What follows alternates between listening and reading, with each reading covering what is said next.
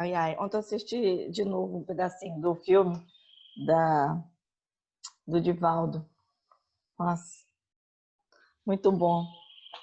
Cada vez que eu vejo Joana aparecendo em cena, eu deliro. Eu, eu chorei muito nesse filme, Nossa, gente. eu chorei também. Chorei. Mas ela é uma presença, caramba, aquela menina trabalhou bem demais. E olha que se ela trabalhou bem demais, a gente não tem nem um terço do que é efetivamente, né? Imagina ter É, Joana de Anjos como mentora. nossa. É foice atrás de foice. É bom, mas eu não sei até quando é bom esse negócio. Ah, se tá bom, é? Então, peraí, deixa eu te contar mais umas coisinhas aqui. Aí tem uma cena que é muito engraçada.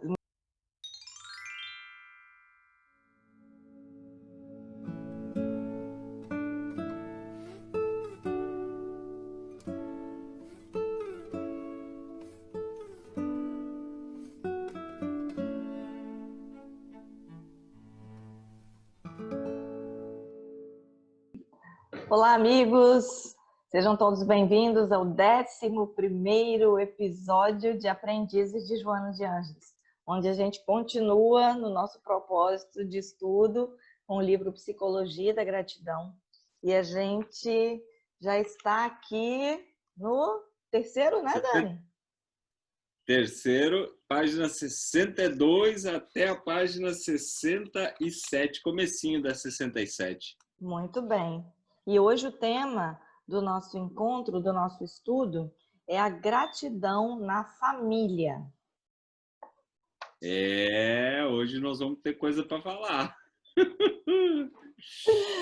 Coisa para falar, porque esse é um assunto, né, em que a gente não tem como fugir, não tem como dizer que, não, se o assunto é sombra, eu não tenho sombra. Se o assunto é ego, o meu ego é, né, eu já estou no self. Não tem como a gente dizer que não tem família.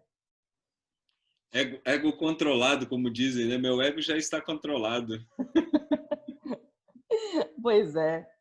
E aí, Dani, para já chegar impactando, eu já queria trazer lá da página 63, eu vou dar uma adiantada aqui para a gente depois comentar com exemplos o que Joana de Anjos vai trazer para a gente, que é o seguinte: ela diz, né, que a família esfacelou-se, a comunhão doméstica transformou-se, a sombra coletiva passou a dominar o santuário do lar e a desagregação substituiu a união.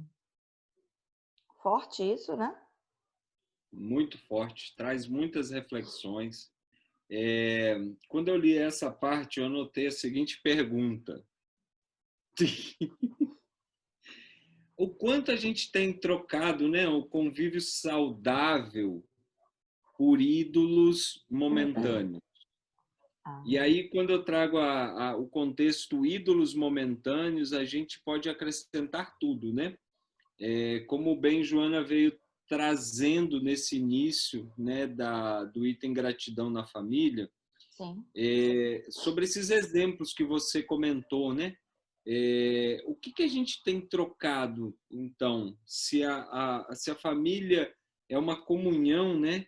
E a gente acabou transformando isso de alguma maneira. Alguns, né, conseguem avançar de uma forma melhor, né? Mas muitas outras famílias a gente percebe que essa transformação ela tem esse, não sei nem se existe esse desvínculo, ou seja, a ruptura de um vínculo, né, com o objetivo Sim. inicial da nossa reencarnação, né? Pois é. E ela vai dando vários exemplos do porquê, não é, essa comunhão doméstica se transformou nisso, porque essa família tem se esfacelado. Uma das questões é o quanto toda... É muito legal a gente hoje poder, apesar né, de não podermos estarmos juntos, a gente ter o recurso tecnológico que nos une, que facilita uma série de coisas, mas o quanto tudo isso tem contribuído para, na verdade, estarmos cada vez mais isolados uns dos outros, não é? O quanto, através disso, a gente tem se vinculado muito mais ao mundo lá fora, a esses ídolos, às outras pessoas, e cada vez mais morando sob o mesmo teto, mas não conectados com o Wi-Fi aqui de dentro, né? Conectado com todas as outras ondas que vagueiam por aí. E é engraçado, né? Esses dias eu estava conversando com meu filho e aí ele virou para mim e falou assim: pai, quando você nasceu não tinha internet? Eu disse: não, filho. Ele, cara, eu nunca parei para pensar sobre isso. Como é que você fazia? Olha, como a gente Sim. está falando. Nós não estamos falando de muito tempo, não. Nós estamos falando aí de alguns anos. Sei lá, 30 anos, 35 anos. Uhum. E nesse sentido, eu lembro do meu convívio em casa, éramos muito mais próximos. Não estou dizendo que o convívio era harmônico o tempo todo, mas assim, éramos mais próximos, havia um olho no olho mais frequente. Eu até levei em algumas exposições que eu fiz exemplos, né, que muitas vezes na família se cria um grupo para anunciar a hora do almoço. Ó, bota no grupo lá que o almoço está na mesa. Aí um responde: peraí que eu estou terminando uma partida aqui de não sei o quê, e eu já vou. Cara, vai eu fazer isso na minha infância. Não tinha essa opção, entendeu? E aí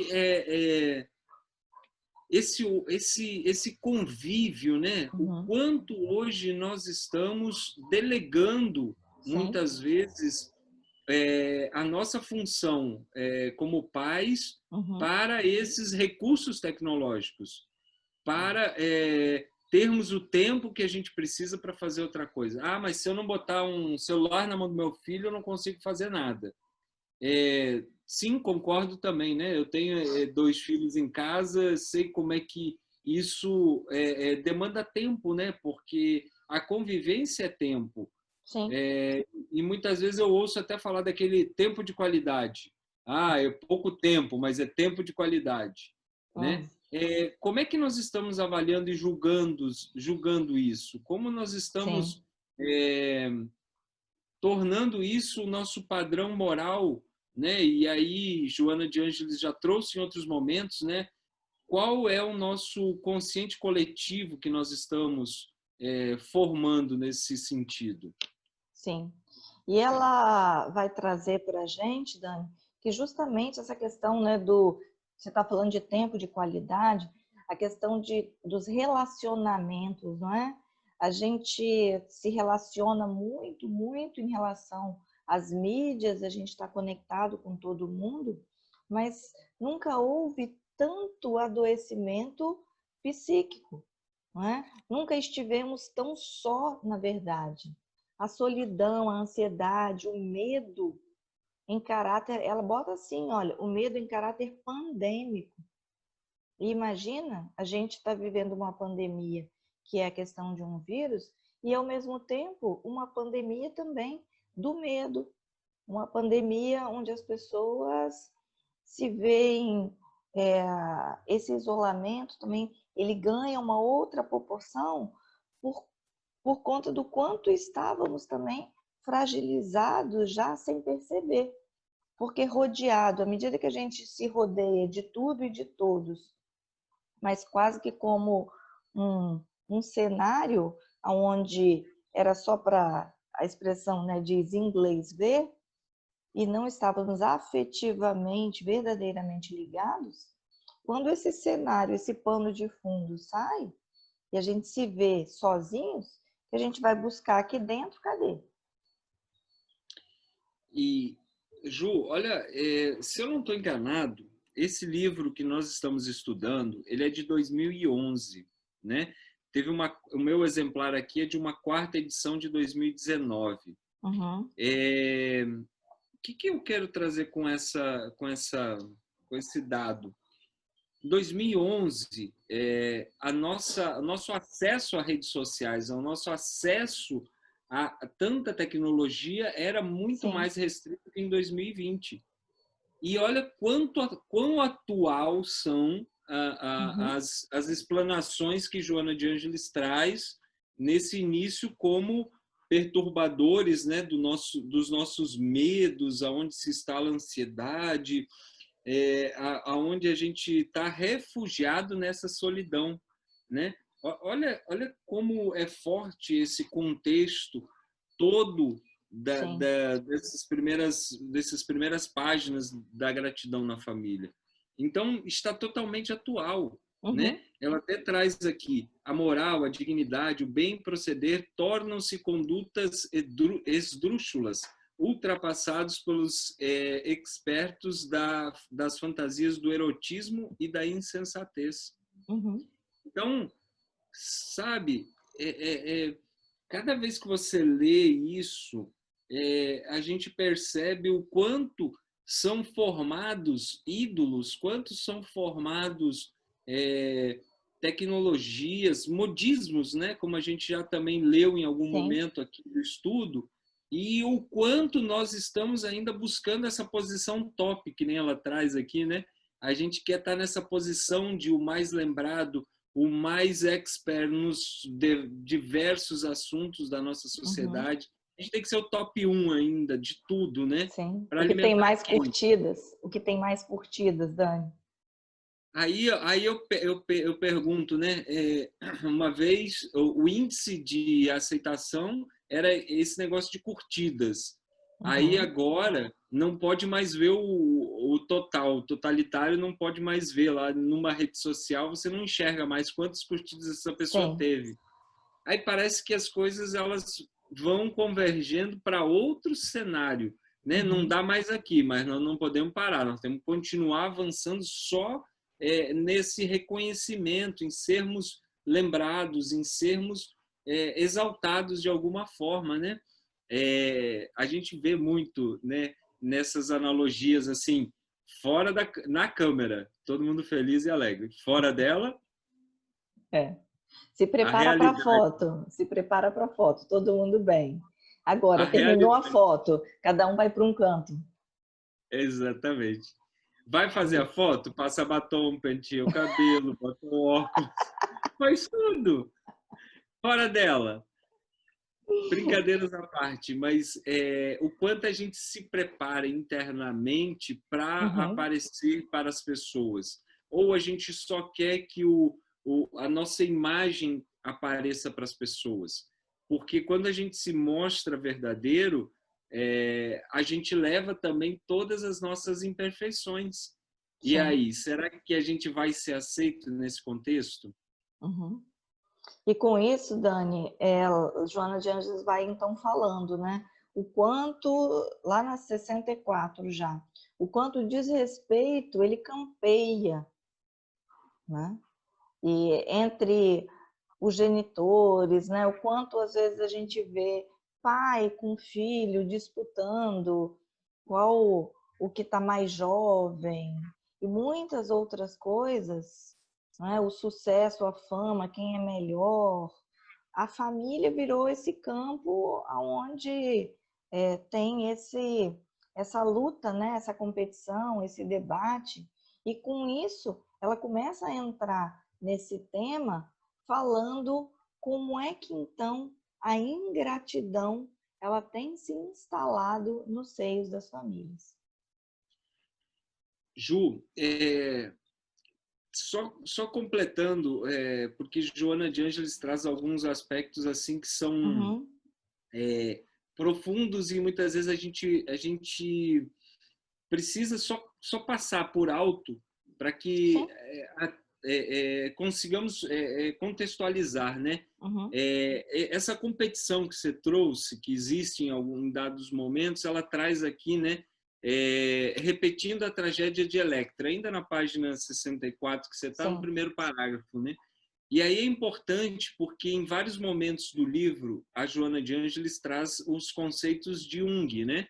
E aí, esse também é um conceito de Jung, né? Onde ele fala do complexo de Electra, né? Para Freud, talvez se encaixe em complexo de De Édipo, mas Édipo. para Jung é o complexo de Electra, aonde Uhum. a menina ela tenta assumir o lugar da mãe, né? E aí isso, por que Electra, né? Porque lá na mitologia grega, né, Electra, ela pediu para o irmão, né, vingar a morte do pai e acabou, por assim, matando a mãe. Então, Sim. aí que saiu esse complexo de Electra, né? Uhum. Mas é esse se posicionar, né? O desejo da filha se posicionar e eliminar a mãe, para possuir o pai. Então, em linhas gerais, o complexo de Electra é nesse sentido, né? E o quanto isso nós não vamos colocando no nosso inconsciente e lidando, e aí que existem essas disputas que a gente, não sei de onde vem. Por que a gente não sabe de onde vem, né? E aí a gente É. começa a ser ingrato, que é aonde você começou a entrar, Sim. né, nesse item. E por quê, não é? Ela vai também destacando, porque cada vez mais é o ego que está em evidência. E cada vez mais com isso, a gente tem, na verdade, pensado exclusivamente nos próprios interesses. Eu tenho que satisfazer aquilo que eu preciso no momento. A gente está vivendo o momento atual, o que importa é o agora, o que importa é a minha satisfação. A gente não pensa, né, de forma. Até porque usa assim uma desculpa, né? Assim, se eu não lembro também é porque eu não fiz, já ouviu isso? Se eu não Já. lembro é porque eu não fiz. Né? Então, Uhum. só que aí a gente vai depositando determinadas coisas, né? Aqui no nosso campo, e que uma hora o negócio brota, né? E eu já também tinha muito claro na minha mente, essa colocação do livro, que a família, ela é uma microsociedade, né, que Uhum, traz como uma sociedade em miniatura. sim, Qual é a primeira sociedade que nós, como seres encarnados, habitamos? É a nossa família. sim. Então, percebam que eu quero ser tudo para o social, para o coletivo, né? O coletivo Uhum. social. Mas vamos refletir qual foi a nossa primeira sociedade? É a nossa família. São aqueles ali que estão muito próximos. Muitas vezes parece que pai e mãe têm que aceitar tudo, todas as atitudes de um filho. O filho tem que aceitar todas as atitudes do pai e da mãe. Existe um conceito de hierarquia, né? Muitas vezes a gente vê, isso é muito forte num estudo de constelação familiar, aonde a gente precisa ter essa hierarquia. Muitas vezes você não concorda com o que seu pai e sua mãe estão fazendo, mas percebam o seguinte: você muitas vezes, isso é uma frase que Andrei usou em alguns eventos que eu Sim. pude participar, você está cobrando 1 milho do milharal. Então, nosso pai e nossa mãe muitas vezes param um instante para nos concebermos, para nos conceber. E aí, quando nós crescemos, nós começamos as cobranças. Pai, porque você podia ser assim? Mãe, porque você podia agir assado? Mas eu não concordo. Mas faltou isso na minha vida. Mas faltou aquilo na minha vida. Uhum. Mas qual é o bem maior que nós temos hoje? É a A nossa vida. encarnação. É a Sim. nossa oportunidade de nos recolocar, de Uhum. refazermos, né? É, numa existência para pagar alguns débitos aí, será que temos? Pois é, Dani. Então, a ingratidão, né, é doença da alma. É uma doença da alma que necessita de urgente tratamento nas suas nascentes, no nosso ego, no nosso individualismo, não é?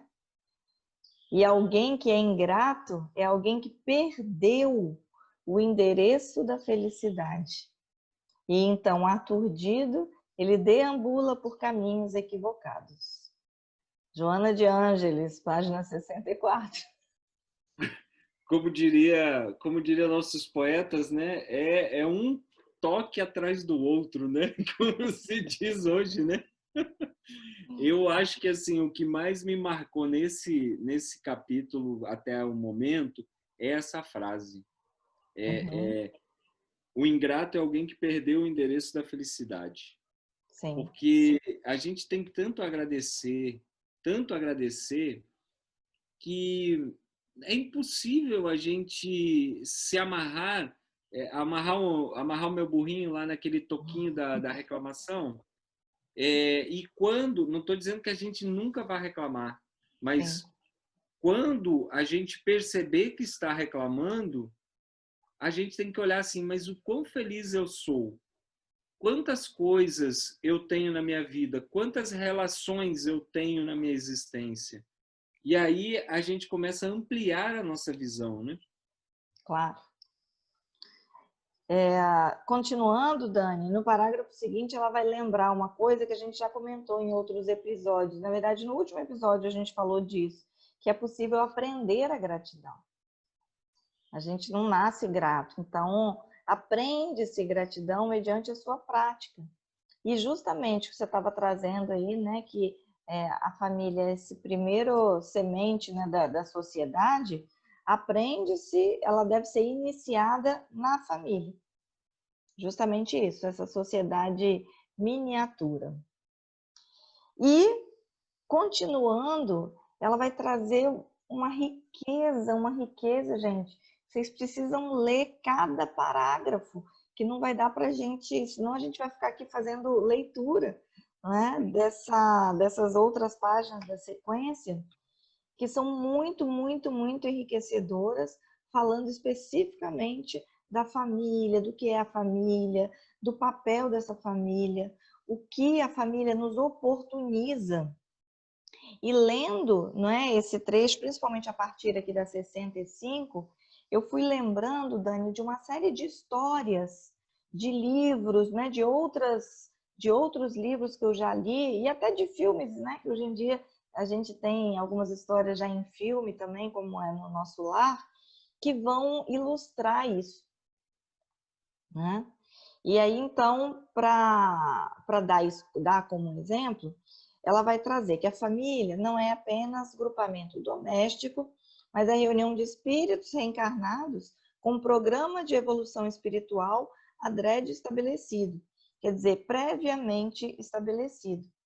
E eu me lembrei especificamente no filme Nosso Lar, tem duas situações, vou contar uma, que é quando a mãe de André Luiz, ela já estava em esferas mais elevadas. Mas ela vai contar para André Luiz que ela ia voltar, que ela ia reencarnar. E André Luiz meio que falou assim, mas por que, né, que você vai reencarnar agora? Não precisa, tá? Não, mas ela dizendo que o pai dele estava numa situação precisando de ajuda e ela então retornaria para estar com ele novamente, para que eles se casassem. E ele estava nessa situação difícil, né, em zonas umbralinas, sendo muito assediado também por duas companheiras com quem ele tinha muitos débitos né, da encarnação, que eram suas amantes. E a mãe planejou, então, esse momento em família para estar novamente com o pai e receber essas duas amantes como filhas, para que em família os verdadeiros laços do amor eles pudessem ser fortalecidos e construídos de maneira saudável, de maneira que o amor fraternal ele pudesse se instalar.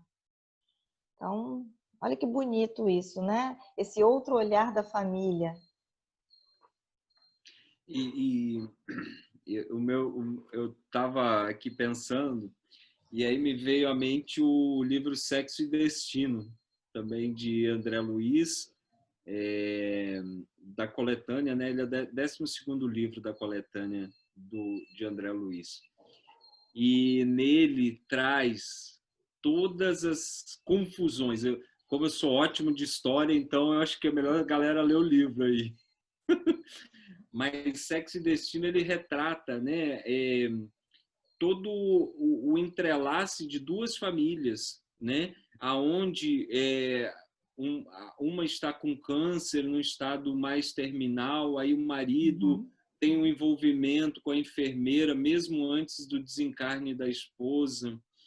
E aí esta mesma menina tem uma relação com o filho desse indivíduo, né? Da família, do pai, né? E aí o filho também namora a irmã dessa enfermeira. Aí no final disso tudo, a mãe das meninas tem um relacionamento com o marido da esposa que está com câncer. E aí você imagina todo mundo lá no plano espiritual olhando para isso e pensando, nossa, eles voltaram para, né? Tinha um objetivo isso, né? Tinha um acordo previamente estabelecido, né? Sim. Que talvez fosse a união. E resgatar alguns débitos, mas ao contrário, né? A gente observa na história o quanto cada um correu para alimentar o seu ego, para alimentar o ódio, para alimentar as intrigas, para colocar, né, essas paixões doentias que nós carregamos e que muitas vezes a gente considera como nosso e que nós não podemos deixá-las. Então, Sexo e Destino é um livro assim, mas pega um papelzinho e vai anotando, tá? Para ir contextualizando e fazendo o organograma da história, porque no final de tudo eu já estava com uma interrogação na cabeça, mas é linda, a história é linda e assim, ao mesmo tempo quando a gente fala assim, né, um toquezinho de Joana, esse é um toquezinho também de André, assim, para que a gente organize na nossa cabeça a responsabilidade de uma família, né? A responsabilidade de sermos hoje uma família, né?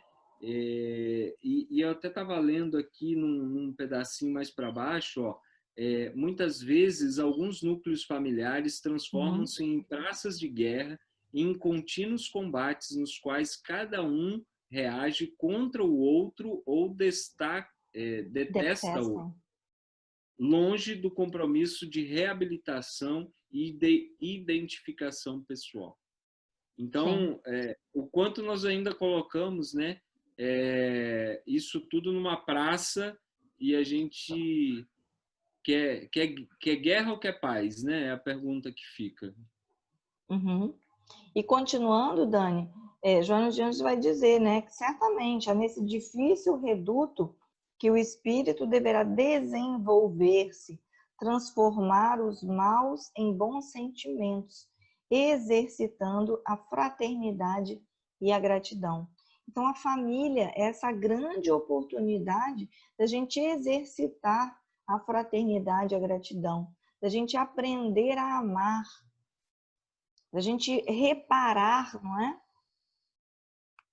Enfim, é muito lindo quando a gente consegue tirar um pouco o olhar do eu, das minhas necessidades, daquilo que eu quero, daquilo que eu preciso, e entender que assim como eu também estou cheia de eus, o outro também tem necessidades. Quando a gente começa a entender que, olha, a gente está aqui para alinhar, afinar essas necessidades de todos. Vê só que legal. E quando a gente acerta em casa, né, na família, olha a repercussão que acontece. No finalzinho da página 65, do lar, os sentimentos de amizade e de compreensão distendem-se na direção da sociedade, que é grande família na qual todos devemos unir-se para a construção da felicidade coletiva. Sim. Então, muitas vezes a gente faz o caminho inverso, né? A gente quer no coletivo para depois ajustar em casa, né? E muitas vezes a gente precisa talvez trabalhar com os mais difíceis aqui para depois sair melhor para a rua, né? Sair melhor para o coletivo. Bom, me vem agora várias histórias, sabe? São muitos livros que vêm trazendo a questão familiar, mas a gente, assim, a gente pode olhar para a nossa, né? E olhando para outras, tem muitos romances que trazem histórias belíssimas. Tem um que eu me lembro agora, que era uma trilogia. Eu só vou lembrar do primeiro livro, que é O Amor Jamais Te Esquece. Depois, acho que era Sobre as Cinzas do Tempo. A gente coloca depois na descrição do vídeo qual eram esses 3 livros, que eles vão relatar uma sequência mostrando essa encarnação, depois no plano espiritual, e depois quando eles reencarnam, lá no tempo de Jesus. E fala dos personagens, por exemplo, de Pôncio Pilatos, que lavou as mãos lá quando Cristo foi, né, para a cruz. E como é que foi ele nessa encarnação, como é que foi ele na próxima encarnação, que ele, por exemplo, ele tinha se suicidado, né, com uma faca, que ele volta, ele tem uma chaga aberta, os relacionamentos que ele tinha, como é que eles vêm em família para resgatar tudo aquilo. Tem histórias, a própria história de Emmanuel, né, em outros romances que traz isso. É muito interessante a gente compreender isso, porque a gente compreende também como Deus é misericordioso, como Ele é bom conosco, nos dando a oportunidade da gente restabelecer esses laços. Quer ver? Você tocou em amor aí. Acho que Jesus botou a receita dele aqui, ó. Na página 66 eu já tô. Sabe aquela pessoa difícil? Hum, Vou dar a receita do livro aqui. Não existe ninguém que seja impermeável ao amor, a um gesto de bondade, à gratidão sincera. Então, muitas vezes a gente fala que aquela pessoa é difícil, aquela, né? Sempre é o sim. outro. E como nós estamos transferindo a ele os nossos sentimentos? Com as nossas paixões, né? De self, de ego, nossas paixões egóicas, Uhum, ou nós estamos transferindo o amor, a gratidão, a nossa compreensão de que todos nós estamos aqui para um objetivo de crescer. Mas sim. não é só na porrada que a gente cresce, não. A gente precisa de amor, a gente precisa de afeto. E aí, Dani, justamente aonde você leu essa frase, diz que para o sucesso, então, do empreendimento, o amor e a gratidão constituem as forças dinâmicas ao alcance do lutador.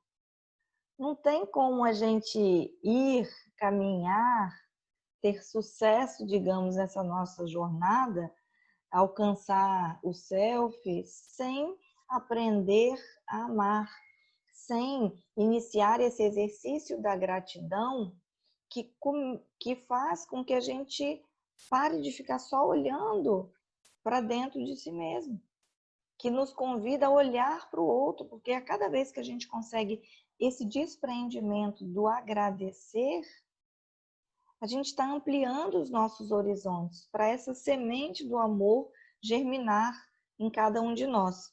E só vou engatar mais uma para depois você fechar com chave de ouro, dizendo o seguinte, olha, nenhuma sombra, dizendo, né, Joana de Ângeles dizendo, nenhuma sombra individual e coletiva que foi construída ao longo do processo evolutivo sobrevive.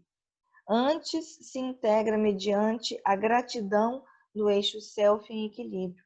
Ou seja, com o amor, com a gratidão, não vai ter sombra que vai sobreviver. Mas a gente precisa de coragem para se olhar.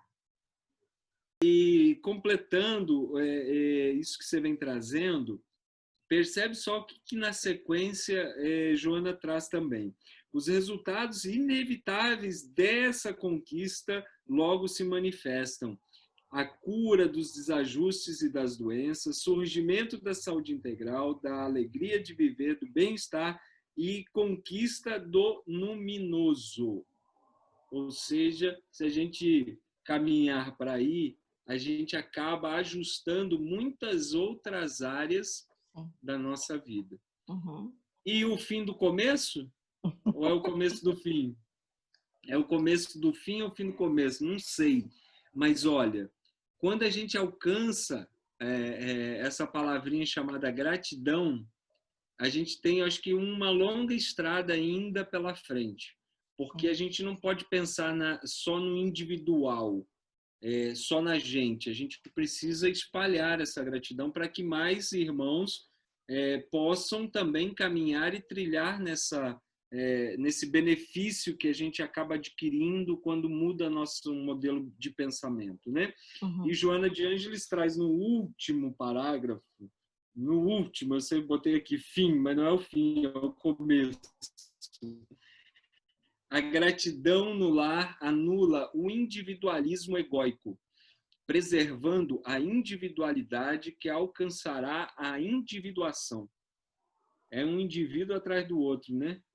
Mas quando a gente deixa de olhar para os nossos desejos e pensa na microsociedade e depois pensa na macrosociedade, microsociedade é nossa família, macrosociedade é o nosso convívio. Então, a gente vai alcançar um processo mais leve rumo à gratidão. Perfeito. E a gente vai falar mais sobre isso, Dani, no próximo episódio, quando a gente vai falar da gratidão na convivência social.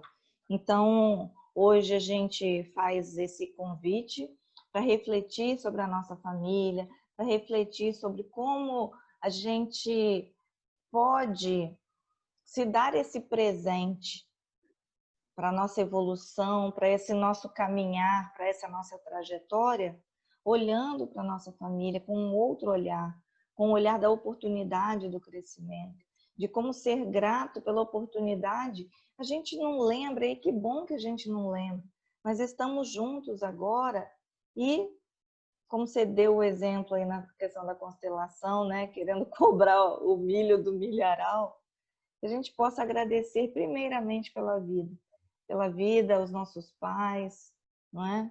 Se a gente fosse filho único, a gente ia estar reclamando, pedindo irmão. Então, agradecer pelos nossos irmãos, agradecer se somos casados, pelos nossos esposos, pelos companheiros, as pessoas que temos em nossas vidas, agradecer pelos nossos filhos, aqueles que não é, têm filhos, e se não tem, às vezes tem um sobrinho, às vezes tem aquela pessoa que, como um filho, na verdade, demanda uma atenção, demanda um amor. Ninguém está sozinho. Se a gente parar para olhar, a gente vai, né, enxergar as outras famílias que vão chegando na vida da gente. Né, Dani, meu irmão? Não tem mais jeito não, meu irmão. Agora já era. Já estamos em família. Que bom. Então a gente se despede. Isso. Sim, pode despedir. Então a gente se despede agradecendo e estudem esse capítulo que é belíssimo. A gente se vê no nosso encontro ao vivo para algumas atividades e reflexões especificamente sobre esse tema, então, da família, na continuidade do que foi a live da semana passada, que foi fantástica, né, Dani? Tá muito massa esse negócio, tô gostando demais. Ó, nem viajando eu quero ficar de fora, não. Agora eu tô achando qualquer internet em qualquer lugar para participar. Tá certo. Então, um grande beijo, muito obrigado a todos, obrigado pelas participações e continuem, não parem. Isso aí. Um beijo grande.